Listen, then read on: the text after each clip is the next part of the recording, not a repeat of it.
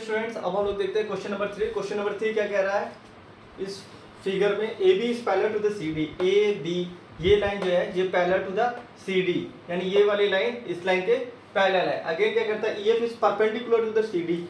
ई F perpendicular, perpendicular मतलब क्या है कि ई एफ और सी डी लाइन जो है एक दूसरे के बीच में यहाँ जो एंगल बन रहा है ये बन रहा है 90 डिग्री, यानी E F is perpendicular, perpendicular to C D. और क्या दिया हुआ है? एंड दिया हुआ है angle A, angle G E D, angle G E D, यानी ये कंप्लीट एंगल, ये बड़ा वाला एंगल, ये कंप्लीट एंगल कितना दिया हुआ है? देखिए एंगल जी ई डी, ये पूरा एंगल कितना दिया हुआ है? 126 डिग्री। ये पूरा angle A G E D कितना दिया है? 126 डिग्री। अब क्या करना है? फाइंड करना है क्या? एंगल ए जी ई, यानी ये वाला एंगल, ये वाला एंगल फाइंड आउट करना है। ए जी ई, ये वाला एंगल फाइंड आउट करना है। ये वाला एंगल कितना होगा? दूसरा क्या करना है? एंगल जी ई एफ, यानी ये वाला एंगल, ये जो छोटा सा एंगल दिख रहा है ये वाला एंगल जी ई एफ, ये कितना होगा? और एंगल एफ जी और ई, और ये वाला एंगल करना है फाइंड आउट। ओके स्टूडेंट्स, तो क्वेश्चन ये था। सबसे पहला काम हमारा क्या है? क्वेश्चन को समझना है, और क्वेश्चन समझने के बाद स्टेप बाय स्टेप हम लोग प्रॉब्लम को सॉल्व करते हैं वेरी इजी वे में। तो सबसे पहले स्टार्ट करते हैं क्या? फाइंड एंगल ए जी और ई, ये वाला एंगल बताना है। ठीक है, देखिए क्या दिया हुआ है? जी ई डी 126 डिग्री, जी ई डी ये पूरा कंप्लीट एंगल कितना दिया है? 126 डिग्री। देखिए दिया है line A B is parallel to the C D, ये वाली लाइन इस लाइन के पैरेलल है। और हमने अच्छे से पढ़ा है क्या कि जब टू लाइन्स पैरेलल होती है और कोई तीसरी लाइन, यानी जिसको हम लोग ट्रांसवर्सल लाइन कहते हैं, ये इसको इंटरसेक्ट करती है, तो ये और ये एंगल क्या होते हैं? Alternate interior angle. ये एंगल को क्या बोलते हैं? Alternate interior angle. और जब ये दोनों लाइन पैरेलल होती हैं, ये लाइन आपस में पैरेलल होती है, तो ये अल्टरनेट इंटीरियर एंगल्स क्या होते हैं? आपस में बराबर होते हैं। यानी 126 डिग्री ये है तो ये भी 126 डिग्री होगा। Okay, A B is parallel to the C D, क्योंकि क्वेश्चन में दिया हुआ है इसलिए ये एंगल क्या होंगे? अल्टरनेट इंटीरियर एंगल होंगे, और अल्टरनेट इंटीरियर एंगल आपस में इक्वल होते हैं। ओके, तो देखते हैं इसको हम लोग कैसे लिखेंगे। हम लोग लिखेंगे पहला क्या? गिवन, यानी दिया हुआ है A B is parallel to C D, A B line parallel to C D line. So angle A G E is equal to angle G E D by, alternate interior angle. ठीक है, जब दो line parallel होती है और तीसरी line cut करती है, जिसको लोग ट्रांसवर्सल लाइन कहते हैं, तो जो एंगल यहाँ फॉर्म होते हैं ये अल्टरनेट इंटीरियर एंगल है, और ये एंगल आपस में इक्वल होते हैं, इसलिए ये एंगल इसके बराबर है, और इस एंगल ए जी ई बराबर है जी डी, और जी डी कितना दिया? 126 डिग्री, यानी ये एंगल आपका आ गया 126 डिग्री। ये ए जी ई कितना आ गया? 126 डिग्री आ गया। अब दूसरा क्या पूछ रहा है? जी ई एफ, यानी ये वाला कितना होगा?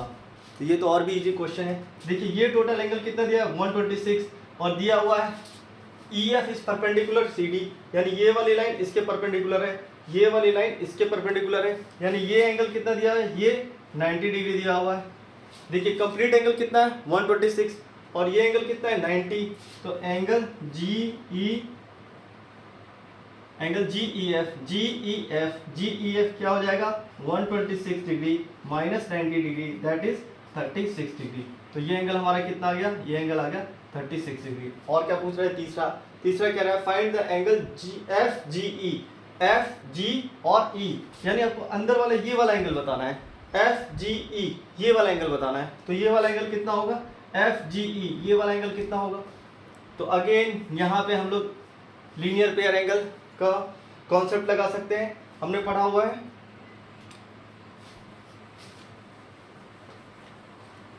लीनियर पेयर एंगल हमने क्या पढ़ा है? लीनियर पेयर एंगल पढ़ा है कि अगर कोई स्ट्रेट लाइन हो या लाइन हो, उस पर कोई रे ओ ए स्टैंड करती है, ये मान लीजिए ये भी एक लाइन है और ओ सी कोई रे इस पे स्टैंड कर रही है, तो ये एंगल प्लस ये एंगल मिलकर कितना होगा? 180 डिग्री होगा। सिमिलरली ये एक लाइन है, इस पे कोई रे स्टैंड कर रही है, ये रे मान लीजिए ए बी इस तरह हो और ओ सी इस तरह हो, ऐसे भी हो सकता है, किसी भी तरीके से हो सकता है, ऐसे हो सकता है।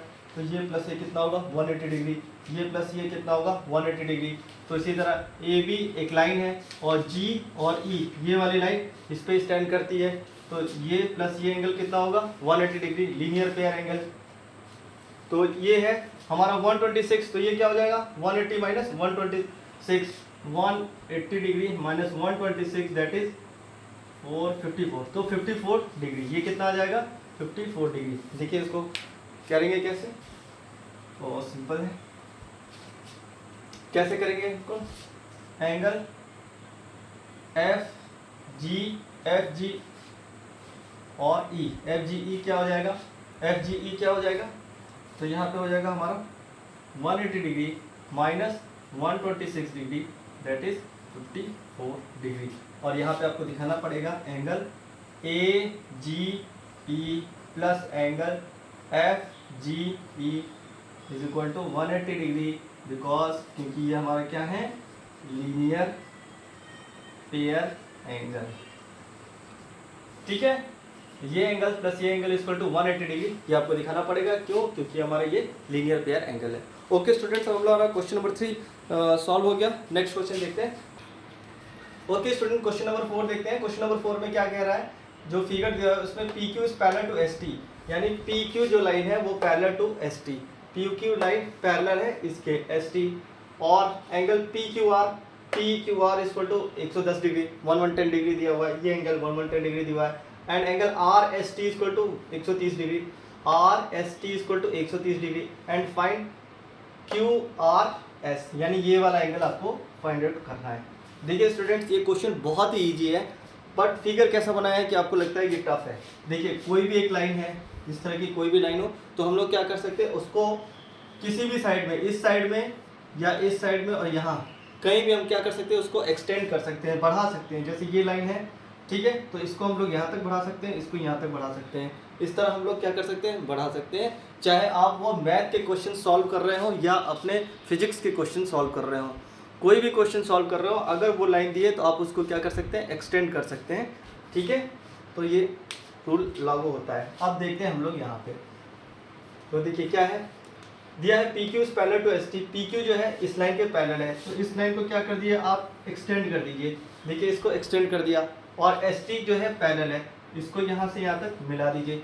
अब देखिए, ठीक है, और आर क्यू भी है, इसको भी आप क्या कर दीजिए, ऐसे एक्सटेंड कर दीजिए सारी चीज़ों को। अब ये आपको क्वेश्चन बहुत ज़्यादा इजी लगने लगेगा। क्यों, देखिए P Q is parallel to S T, ठीक है, ये लाइन जो है, ये पूरी line P Q is parallel to S T है, सो 130 डिग्री ये है 130 डिग्री, तो ये भी क्या होगा हमारा 130 डिग्री होगा। क्यों, क्योंकि ये करस्पॉन्डेंस एंगल हो रहे हैं। जब टू पैरेलल लाइन हो और एक तीसरी लाइन इसको इंटरसेक्ट करती है, दैट इज ट्रांसवर्सल लाइन, तो ये जो एंगल बनता है इसको क्या बोलते हैं, करस्पॉन्डेंस एंगल। करस्पॉन्डेंस एंगल कब इक्वल होते हैं, जब वो दोनों लाइन क्या होंगे, आपस में एक दूसरे के पैरेलल।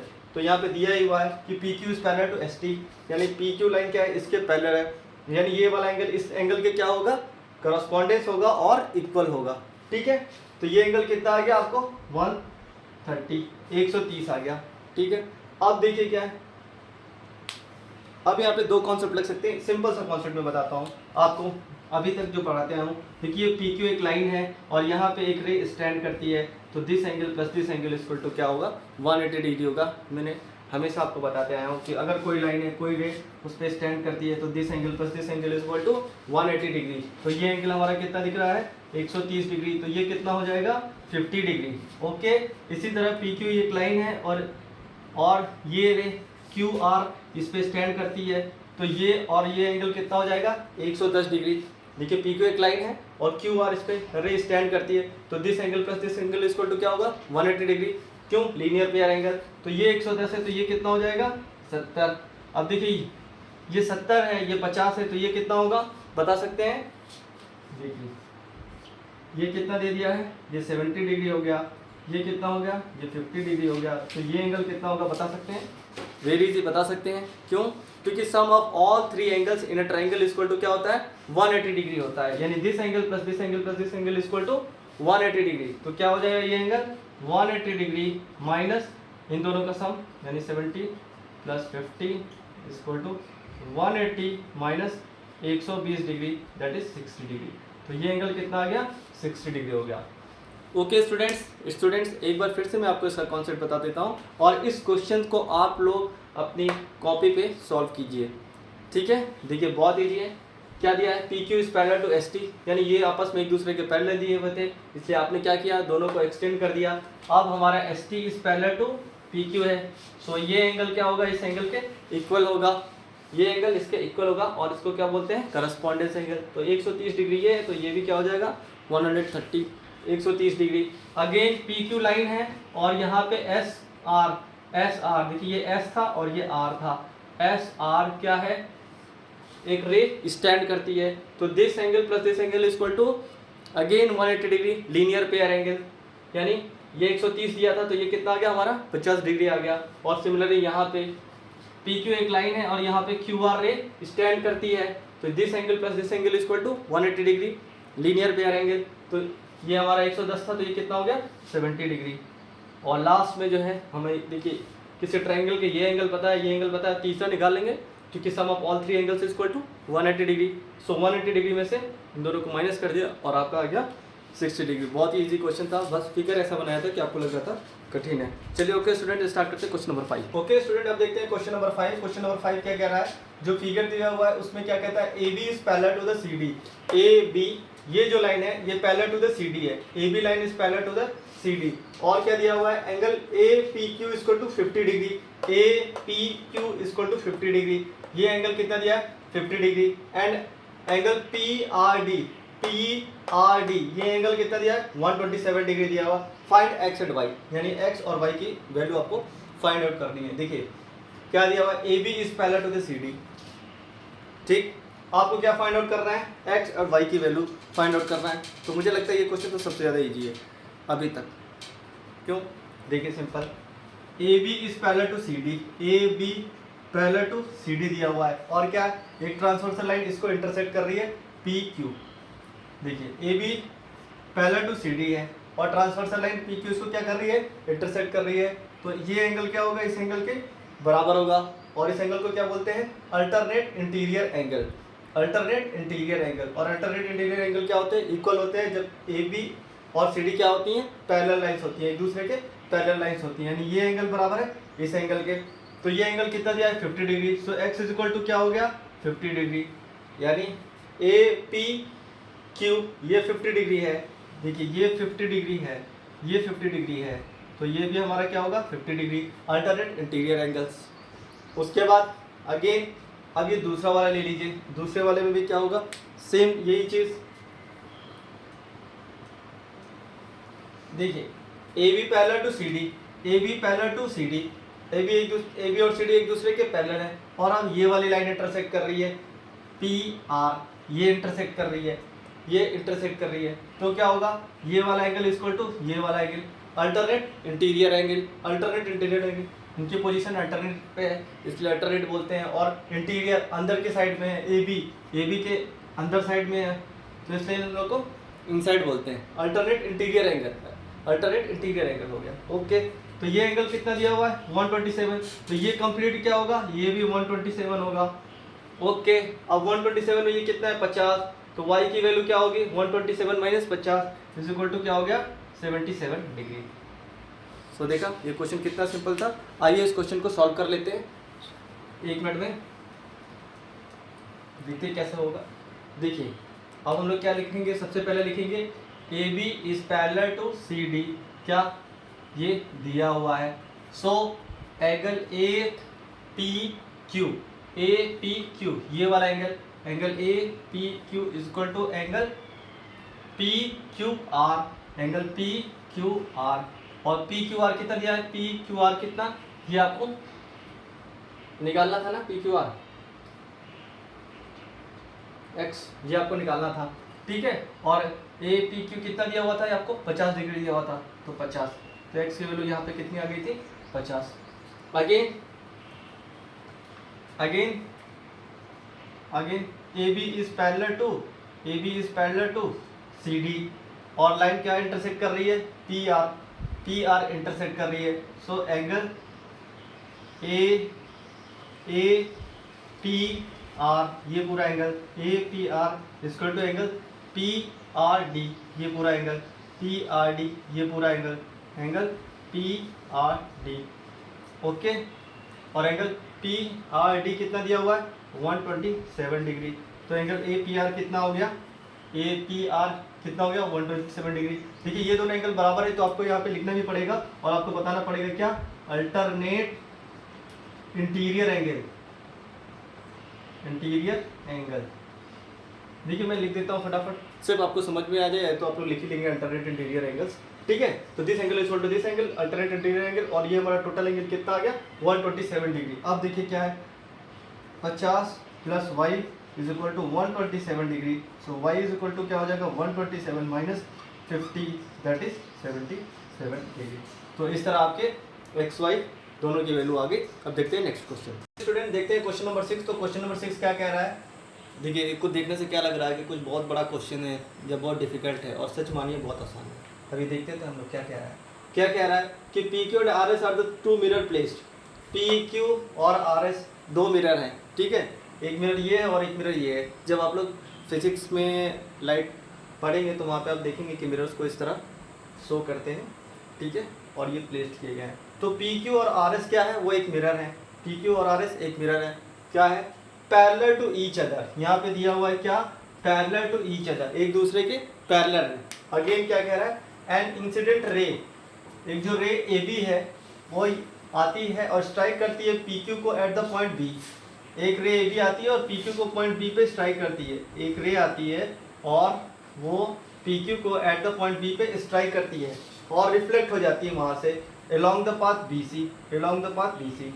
यानी एक रे आई और जो हमारा ये मिरर हो गया पी क्यू, इससे स्ट्राइक की एट द पॉइंट बी और रिफ्लेक्ट हो गई along the path B C, ठीक है, यहाँ चली गई। अब क्या बोलता है वो, then strike to the mirror R S at the point C, और दूसरे वाला जो मिरर है उससे स्ट्राइक करती है एट द पॉइंट सी, ठीक है। सबसे पहले देखिए क्या कह रहा है, पी क्यू और आर एस दोनों एक पैरेलल मिरर्स हैं। रे ए बी आती है, पी क्यू के पॉइंट बी से स्ट्राइक करती है और फिर यहाँ से along the path B C ऐसे चली जाती है। फिर जब ये आर एस के पॉइंट सी से टकराती है, ठीक, और यहाँ से टकरा के क्या होती है, reflect back along the path C D, ठीक, और यहाँ पे ऐसे रिफ्लेक्ट हो जाती है। अब आपको क्या करना है, प्रूव करना है A B is parallel to C D. यानी ए बी ये, यानी जब सबसे पहले स्टार्ट हुई थी रे वो और लास्ट वाली ये रे एक दूसरे के पैरेलल है, ये और ये एक दूसरे के पैरेलल हैं, ठीक है। देखिए हमने पढ़ा है दो रे हैं, दो लाइंस हैं और पैरेलल हैं, तो इसके लिए आपको क्या करना होगा, इसको आगे बढ़ा दीजिए, इसको भी आगे बढ़ा दीजिए, ठीक है। अगर हम ये एंगल बराबर ये एंगल दिखा दें, ठीक है, देखिए हमने क्या पढ़ा है, टू पैरेलल लाइन हो, सीधा सीधा आपको पहले समझाते हैं फिर आप देखिए। अगर टू पैरेलल लाइंस हैं, ठीक है, और कोई एक तीसरी लाइन जिसको हम ट्रांसवर्सल लाइन बोलते हैं, ये इसको इंटरसेक्ट कर रही है, तो ये लाइन और ये एंगल और ये एंगल क्या होगा, एक दूसरे के इक्वल होते हैं और इनको क्या बोलते हैं, अल्टरनेट इंटीरियर एंगल्स। यानी angle 1 is equal to angle 2, angle 1 is equal to angle 2। Two parallel lines हैं और उसको तीसरी लाइन जिसको हम ट्रांसवर्सल लाइन बोलते हैं वो उसको इंटरसेक्ट करती है, तो ये और ये एंगल आपस में बराबर होते हैं। इस एंगल को हम लोग क्या बोलते हैं, अल्टरनेट इंटीरियर एंगल्स, ठीक है।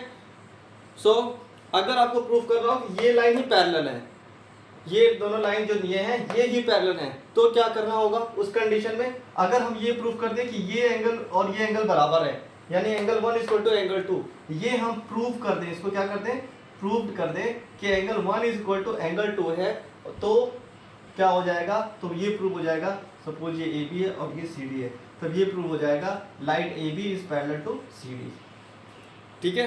अगर हम एंगल ही बराबर प्रूव कर दे तो क्या होगा, तो एंगल ही बराबर प्रूव हो गया, मतलब कि वो लाइन क्या थी, पैरेलल थी, तभी ये एंगल बराबर आए।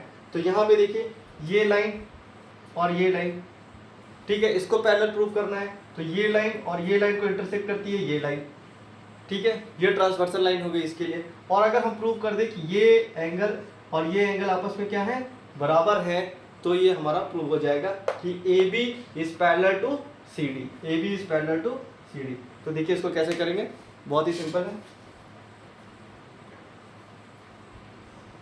देखिए यहाँ पे क्या है, लाइट का कॉन्सेप्ट यूज होगा, तो वो थोड़ा सा मैं बता देता हूँ, आप जब हम लोग फिजिक्स का क्वेश्चन पढ़ेंगे, चैप्टर पढ़ेंगे, तो उस पर डिटेल में देखेंगे।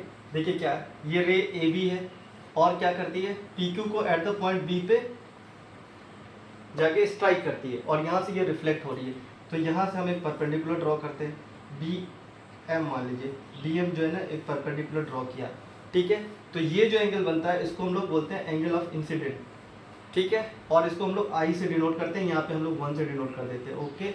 और ये जो एंगल हो रहा है, ये एंगल रिफ्लेक्ट हो रही है, तो एंगल ऑफ रिफ्लेक्शन ये हमारा क्या हो गया, 2 हो गया, ओके। सिमिलरली यहाँ पे भी एक हम लोग ड्रॉ कर लेते हैं, परपेंडिकुलर ड्रॉ करते हैं। तो ये हमारा, इसको मान लेते हैं 3 और इसको मान लेते हैं एंगल 4, ठीक है। तो ये यहाँ पे आके स्ट्राइक करती है और स्ट्राइक करके फिर यहाँ से निकल जाती है। हमने यहाँ पे एक परपेंडिकुलर ड्रॉ कर दिया, सी एन हमारा परपेंडिकुलर सी एन है ड्रॉ किया, तो ये इक्वल टू ये फिजिक्स का रूल है, ठीक है। तो देखिए यहाँ पे हम क्या लिखेंगे, लिख देते हैं B M is perpendicular to P Q, ठीक है। B M is perpendicular to P Q, okay. So angle 1 is equal to क्या होगा, एंगल 2, यानी incident ray is equal to reflected ray. जो इंसिडेंट रे का जो एंगल बन रहा है, इंसिडेंट एंगल जो बन रहा है, इंसिडेंट एंगल वो हमारा रिफ्लेक्टेड एंगल के बराबर होगा, ठीक है। यहाँ पे आप लिख दीजिए इंसिडेंट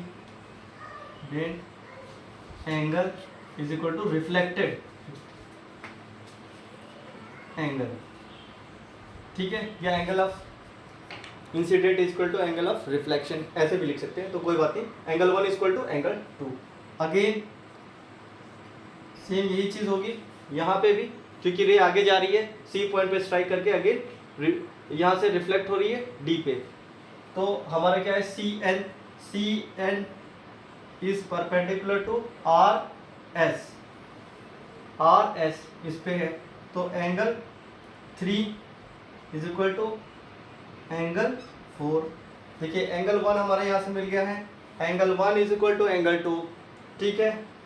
बी एन परपेंडिकुलर है, तो एंगल ऑफ इंसिडेंट रे की जो एंगल है वो रिफ्लेक्टेड एंगल के बराबर हो जाएगा। यहाँ पे भी इंसिडेंट एंगल जो होगा वो रिफ्लेक्टेड एंगल के बराबर हो जाएगा। Angle 1 is equal to angle 2, ठीक है। और यहाँ पे angle 3 is equal to angle 4। अब देखिए क्या है, ये एक परपेंडिकुलर है बी एन और ये क्या है, परपेंडिकुलर है सी एन, ये एक दूसरे के पैरेलल है और ये लाइन क्या कर रही है, इसको इंटरसेक्ट कर रही है।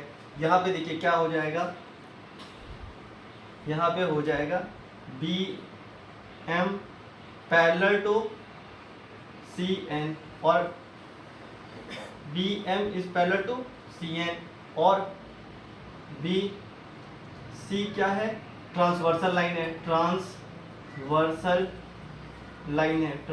लाइन है।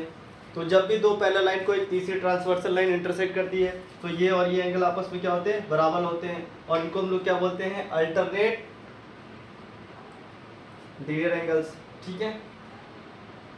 तो एंगल 2 बराबर हो जाएगा एंगल 3 के, क्यों, इनको हम लोग बोलते हैं अल्टरनेट इंटीरियर एंगल्स। तो यहाँ पे लिखना पड़ेगा अल्टरनेट इंटीरियर एंगल्स, ठीक है। तो अल्टरनेट इंटीरियर एंगल्स ये लिख दीजिएगा आप लोग, angle 2 is equal to angle 3, ये लिख दीजिएगा। अब देखिए इसको इक्वेशन फर्स्ट ले लीजिए, इसको इक्वेशन सेकंड, जब 1 is equal to 2, angle 1 is equal to angle 2 और angle 3 is equal to angle 4। अब इन दोनों को जोड़ दीजिए, तो जोड़ देंगे तो हमको क्या मिल जाएगा, angle 1 plus angle 3 is equal to angle 2 plus angle 4। Angle 1 plus angle 2 is equal to angle 2 plus angle 4, ये इस साइड और ये इस साइड जुड़ गया। अगेन हमने यहाँ पे क्या मिल गया है, angle 2 is equal to 3, angle 2 is equal to 3, यानी 2 की जगह पे आप 3 को रख सकते हैं। तो हम लोग 3 की जगह पे क्या रख सकते हैं, देखिए एंगल 1 और 2 की जगह पे 3 रख सकते हैं, या 3 की जगह पे 2, तो यहाँ पे 2 कर दीजिए और 2 की जगह पे 3 कर दीजिए। तो एंगल 1 प्लस 2 मिल गया यहाँ पे, और यहाँ पे 2 प्लस 3, एंगल 1 प्लस 2 मिल गया यहाँ पे 2 प्लस 3। तो एंगल 1 प्लस 2 क्या हो गया, ये कंप्लीट एंगल, एंगल 1 प्लस 2 क्या होगा, ये कंप्लीट एंगल हो गया, और 2 प्लस 3 क्या हो गया, ये कंप्लीट एंगल हो गया, यानी ये कंप्लीट एंगल इस कंप्लीट एंगल के बराबर है। यानी यहाँ पे एंगल ए बी सी ये पूरा कंप्लीट एंगल ABC, ये कंप्लीट एंगल किसके बराबर है? एंगल BCD, एंगल BCD, ठीक है, ये इसके बराबर आ गया। एंगल ABC ये पूरा कंप्लीट एंगल बराबर आ गया एंगल BCD के, और यही चीज़ हमको प्रूव करनी थी। यानी ये जब बराबर है और ये बराबर है, इसका मतलब क्या हो जाएगा? इसका मतलब हो जाएगा AB is parallel to CD। हम यहाँ पे आप लिखेंगे प्रूव। चलिए एक बार मैं फिर से आपको कॉन्सेप्ट समझा देता हूँ। तो देखिए स्टूडेंट, ये जो क्वेश्चन पूछा है, ये क्वेश्चन बहुत ही ईजी है। सिर्फ यहाँ पे आपको समझना है, चूँकि स्टूडेंट्स अगर आप लोगों ने अगर फिजिक्स से ये वाले चैप्टर नहीं पढ़ा होगा तो इसको उसमें वहाँ हम लोग डिटेल पढ़ेंगे। इस कॉन्सेप्ट को यहाँ पे थोड़ा सा समझ लीजिए। क्या होता है कि अगर कोई रे जो है ये प्लेन मिरर है, यहाँ पे स्ट्राइक करती है, तो ये जो होता है ये परपेंडिकुलर BN होता है, और ये एंगल ऑफ इंसिडेंट होती है, और ये एंगल ऑफ रिफ्लेक्शन एंगल होता है। तो angle of incident equal to reflected angle, ये दोनों एंगल आपस में बराबर हो जाते हैं। तो angle 1 equal to angle 2, similarly angle 3 equal to angle 4। और चूंकि BN जो हमने परपेंडिकुलर ड्रॉ किया है और CN ये एक दूसरे के पैरेलल है, इस कंडीशन में क्या होता है, ये एक दूसरे के पैरेलल होते हैं, और दो पैरेलल लाइंस को एक तीसरी लाइन BC इंटरसेक्ट करती है। तो ये एंगल और ये एंगल आपस में क्या हो गए? अल्टरनेट इंटीरियर एंगल्स, और अल्टरनेट इंटीरियर एंगल्स क्या होते हैं? आपस में बराबर होते हैं। तो हमने जो पहला निकाल दिया था angle 1 equal to angle 2, angle 1 equal to angle 2, angle of incident equal to angle of reflection, angle 1 equal to angle 2, और यहाँ पे angle 3 equal to angle 4, angle 3 equal to angle 4, angle of incident equal to angle of reflection, वहाँ पे मिल गया था। ठीक, अब हमने क्या किया? इन दोनों को जोड़ दिया, तो angle 1 plus 2 equal to angle 2 plus 4, और यहाँ से हम लोग को दूसरा कॉन्सेप्ट मिल गया, जब BM is perpendicular parallel to CN, तो ये एंगल इक्वल टू ये एंगल, और हमारा कौन सा एंगल मिल गया? ये अल्टरनेट इंटीरियर एंगल। तो अल्टरनेट इंटीरियर